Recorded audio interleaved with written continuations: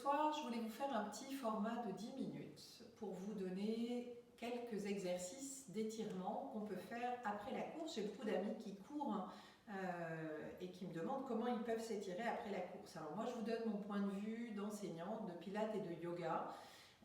Et ce que je vais vous donner, ce sont des exercices d'étirement qui permettent de compenser ce qui est travaillé en force et en raccourcissement pendant la course. Ce n'est pas forcément optimal en termes d'efficacité sur la performance de la course, mais en tout cas, c'est ce qui permet d'éviter des déséquilibres dans le corps avec des muscles trop raccourcis. Pendant que vous courez, globalement, c'est les jambes qui sont très sollicitées, les mollets, les quadriceps, les adducteurs, les ischio-jambiers derrière, qui sont des muscles de la course. Bien sûr, vous avez les abdominaux et puis vous avez aussi un muscle qu'on appelle le psoas, donc qui est un muscle qui relie les cuisses jusqu'en bas des lombaires, et c'est un muscle qui est très important puisque quand vous le raccourcissez globalement, comme il est attaché de là à là, il va venir tirer sur le bas du dos et vous allez avoir un bas du dos qui va se creuser trop fortement et des douleurs en bas du dos. Donc on va chercher à étirer ça et puis on va chercher aussi bien sûr, comme il y a du contact, que ça tape au sol, on va venir chercher à étirer aussi un peu la colonne vertébrale pour retrouver de l'espace entre les vertèbres. Alors, un premier exercice, je vous renvoie à la vidéo précédente qui s'appelle le chien tête en bas, qui va nous permettre d'étirer beaucoup des muscles dont je viens de parler. Donc pour moi, c'est vraiment quand même une posture de yoga qui est un peu multi-usage. Donc on revient très rapidement dessus. Donc ça, c'est ce qui va nous permettre d'étirer tout ce qui est à l'arrière, donc la colonne vertébrale justement, qui a besoin d'être étirée, parce qu'on a tassé un peu cette colonne vertébrale, et puis tous les muscles à l'arrière des jambes, donc les mollets, qui vont être très étirés, et surtout les ischio-jambiers. Donc toujours pour le chien tête en bas, donc si vous voulez plus de détails, je vous renvoie effectivement à la vidéo précédente sur YouTube. Sinon, on part d'un quatre pattes, les mains à l'aplomb, donc les poignets à l'aplomb des épaules ou à peu près, les genoux à l'aplomb des hanches. On va passer par une planche très rapidement, en tendant une jambe puis l'autre, et puis les mains vont pousser dans le sol et vers l'avant et vous emmenez le bassin vers le haut et vers l'arrière. Donc vraiment, le secret dans cette posture, c'est vraiment de repousser le sol avec vos bras qui vont pousser dans le sol et vers l'arrière. Et là, on allonge au maximum. Utilisez aussi cette posture pour allonger la nuque. Le menton se rapproche un peu de la gorge. Voilà. Et donc, on étire l'arrière du dos.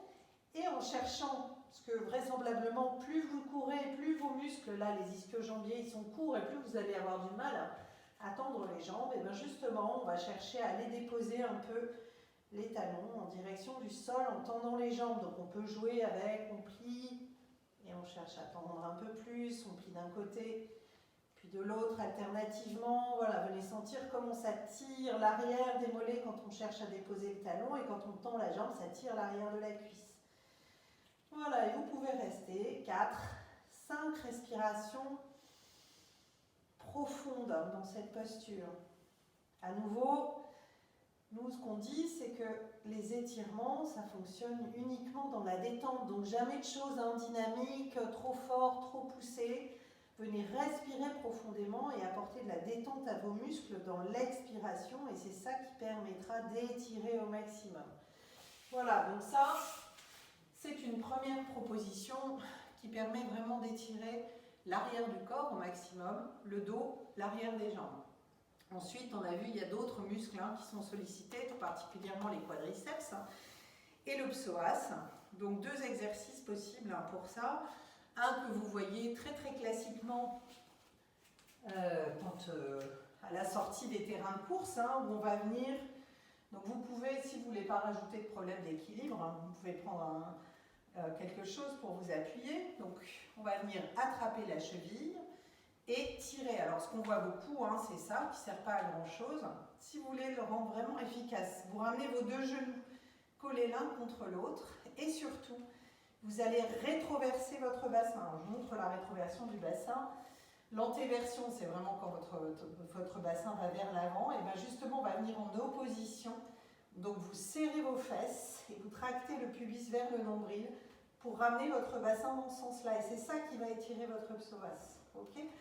Donc cet exercice, on le conjugue étirement du quadriceps, étirement du psoas. Donc ça va étirer votre quadriceps. Et si vous rajoutez une rétroversion du bassin, ça va étirer en même temps le psoas. Moi j'aime bien aussi cet exercice, alors ça dépend si vous êtes dehors, vous ne pouvez pas le faire, mais sinon on peut aussi le faire au sol. Vous pouvez garder la tête sur le côté, vous attrapez votre cheville comme tout à l'heure. Et là on va bien sentir le travail du pubis qui se dirige vers le nombril. C'est plus facile de rétroverser le bassin et d'essayer de ramener le talon en direction de la fesse parce qu'il n'y a plus de problème d'équilibre. Voilà, et pareil, toujours d'abord des deux côtés bien sûr, et toujours dans la détente. Vous prenez au moins 4 ou 5 respirations tranquilles, profondes, ou en yoga, on fait vraiment tous les exercices, ou même en pilates, en corrélation avec la respiration et surtout à l'écoute de cette respiration. Un autre exercice plus puissant pour le psoas, et c'est vraiment important, et je vous invite vraiment à faire celui-là, puisque le psoas, c'est un muscle qui est vraiment responsable d'une grande partie des pathologies de bas du dos. Donc vous allez vous installer en demi-fente, donc le pied gauche, là j'ai pris le pied gauche, le pied avant à l'aplomb du genou à l'avant et le genou à l'arrière à l'aplomb de la hanche. D'accord? Et vous venez déjà vous redresser. Normalement, si vous vous redressez et que vous cherchez à avancer un peu votre pubis, déjà, sans rien faire d'autre que ça doit tirer extrêmement dans le quadriceps et ici, dans ce muscle, le psoas. Si vous voulez accentuer ce travail, vous avancez un peu le pied à l'avant et vous laissez votre bassin descendre sans changer l'inclinaison du buste. Donc toujours en maintenant cette rétroversion du bassin, vous avancez votre bassin vers l'avant et là, ça tire puissamment sur le psoas tout particulièrement et sur le quadriceps. Pareil, 4, 5 respirations profondes. Ok, bien sûr, vous faites les deux côtés, soit dans la version simple, mais déjà à nouveau chez les coureurs, en général c'est un muscle qui est assez raccourci, donc rien que cette position-là, si vous rétroversez bien votre bassin en tractant vos fessiers vers le bas et en ramenant le pubis vers le nombril, ça doit tirer profondément le psoas, sinon on avance un peu le pied et on laisse le bassin descendre en gardant la même orientation du bassin. 4, 5 respirations. Voilà. Maintenant, 2 exercices complémentaires, mais pas du tout inutiles. Ça dépend des gens, mais souvent ça peut déclencher la course, ce qu'on appelle la sciatique du coureur. C'est un petit muscle qui s'appelle le piriforme, qui n'est pas assez étiré. Donc ça, pour l'étirer, le plus simple, vous mettez sur le dos, vous ramenez le pied droit au-dessus de la cuisse gauche, vous passez vos 2 bras de part et d'autre de la cuisse gauche, les entrelacez, vous entrelacez les doigts derrière, et puis vous allez chercher à ramener la cuisse gauche vers vous. Et là, vous sentez un puissant étirement de tous les muscles fessiers à droite. Si vous voulez intensifier le travail, vous ramenez le pied flex, c'est-à-dire les orteils en direction du tibia. C'est le talon qui tire. Et à nouveau, sur 4, 5 respirations. Vous cherchez à ramener tranquillement votre cuisse gauche un peu plus près de la poitrine. À nouveau, bien sûr, on fait la même chose de l'autre côté sur 4, 5 respirations. Toujours, on peut accentuer avec le pied flex.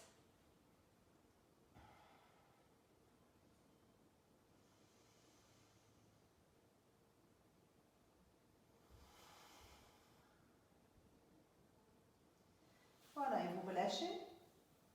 Et puis, un dernier exercice pour les puristes qui voudraient vraiment étirer tous les muscles des jambes. Vous pouvez tout simplement, alors soit vous gardez la jambe gauche pliée avec le pied à plat, vous levez votre jambe droite, vous attrapez la jambe droite par l'arrière, donc où ça veut bien, peu importe. Ce qui est important, c'est que votre dos soit long, donc laissez pas les fesses se lever.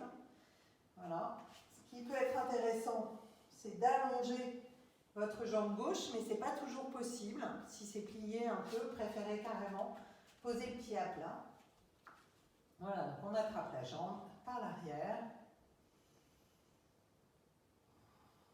Toujours pareil, 4-5 respirations. Donc là, ça va à nouveau étirer les fessiers et l'arrière des jambes. À nouveau, si vous voulez étirer vos mollets et intensifier toujours, mettez votre pied, donc qu'on appelle la position flex, d'accord? Et puis, vous allez venir soit attraper votre pied, soit la jambe, et vous laissez votre jambe partir sur le côté. Laissez la jambe gauche, du coup, partir vers l'extérieur. Ça permet au bassin de rester stable. Et là, vous allez étirer les derniers groupes de muscles qu'on n'a pas étirés à l'intérieur des cuisses, qui s'appellent les adducteurs. Voilà, et vous respirez toujours profondément en apportant de la détente. Vous raccompagnez votre jambe toujours pour revenir. Hop, et on fait la même chose de l'autre côté. Donc étirement d'abord de l'arrière, avec éventuellement le pied flex pour intensifier le travail. Et puis en attrapant votre jambe, là où vous voulez, vous laissez la jambe s'ouvrir sur le côté et vous laissez l'autre jambe s'ouvrir sur le côté aussi pour stabiliser le bassin, mettre du poids des deux côtés. Et à nouveau, vous essayez de vous détendre au maximum. C'est sur les expirations que vous allez avoir le maximum de détente musculaire. Essayez d'avoir des expirations qui soient longues, profondes. Voilà, et à nouveau, on raccompagne la jambe d'abord, et puis on la laisse redescendre. On passe plutôt par le côté pour venir se redresser. Voilà pour ce petit tuto de 10 minutes sur ce qu'une prof de yoga, en tout cas, conseillerait pour faire des étirements après la course, pour permettre de réétirer des muscles qui ont été un peu atrophiés et qui ont travaillé en force, en ce qu'on appelle en concentrique. Voilà, donc bien sûr, on a dit le chien tête en bas, le pied à la jambe, comme celui qu'on voit souvent dans les bois, mais plutôt, moi je préfère le travailler à plat ventre, je trouve qu'on va plus loin dans le travail.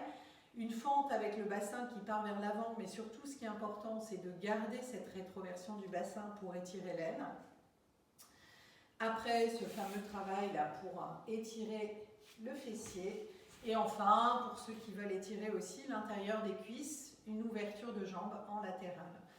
Voilà, j'espère que la vidéo était complète et précise. Si vous avez des questions ou que vous voulez que je sois plus précise sur certains points, n'hésitez pas à me le dire. Voilà, et ben courez bien, bel été à vous. Bye bye.